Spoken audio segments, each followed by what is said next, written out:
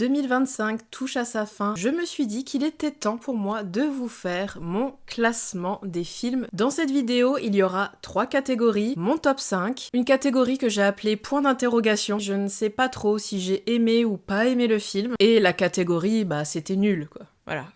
Parce que des déceptions, il y en a eu. Donc c'est parti pour mon top 5 des films que j'ai vus au cinéma cette année. En 5e position, j'ai décidé de mettre Together. C'est un film que j'ai beaucoup aimé, mais pour moi, il y avait quand même 2-3 trucs où on m'a un petit peu perdu sur certains effets spéciaux. Néanmoins, le film était excellent, la performance des acteurs très bonne. En 4e position, j'ai mis Destination Finale, Bloodlines. Franchement, j'ai adoré ce film. Et pourtant, j'avais tellement peur avant sa sortie, j'avais tellement peur que ce soit nul. Et pas du tout. On a eu notre lot de bonnes petites scènes gore, bien comme on les aime. En top 3, j'ai mis un film qui est plus un drame. C'est un film qui m'a bouleversée. C'est Alpha. Bah oui. Je sais que beaucoup de gens ont critiqué ce film quand il est sorti, mais écoutez, il m'a mise en PLS. C'est ce que j'attends d'un film au cinéma, c'est de ressentir des choses. Et là, bah clairement, j'ai été servie. Que ce soit par la réalisation ou par la performance des acteurs. En 2e position, j'ai mis The Ugly Stepsister. Vraiment un énorme coup de cœur pour ce film, body horror,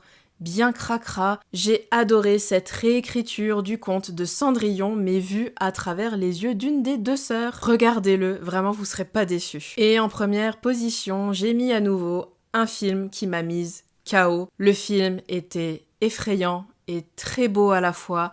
C'est Substitution, Bring Her Back. Que dire de plus? Le film était efficace, très beau, très bien écrit, très bien joué. Alors en plus, au niveau du body horror, on a eu des scènes. Ah ouais. Vraiment, j'ai trouvé ce film extra. Donc voilà, c'est pour ça qu'il a ma première place. Dans les points d'interrogation, c'est 28 ans plus tard. Et en même temps, j'ai très hâte de voir la suite. J'irai la voir au cinéma. Et on va finir avec les nuls. Je pense que vous ne serez pas étonnés, mais dans les nuls, je vais mettre Souviens-toi l'été dernier. Avec du recul, je peux le dire, j'ai pas du tout aimé. Le personnage était con. On oublie celui-là et on garde le premier, le tout premier qui était juste excellent. Et pour terminer, je vais mettre évidemment Conjuring 4. Voilà. On s'arrêtera aussi au premier et au deuxième, et c'était très bien comme ça. Et voilà pour mon classement 2025. N'hésitez pas à me laisser en commentaire votre classement à vous et ce que vous avez pensé de ces films. Et en attendant, moi je vous dis à très bientôt dans ma prochaine vidéo qui sera un classement spécial streaming.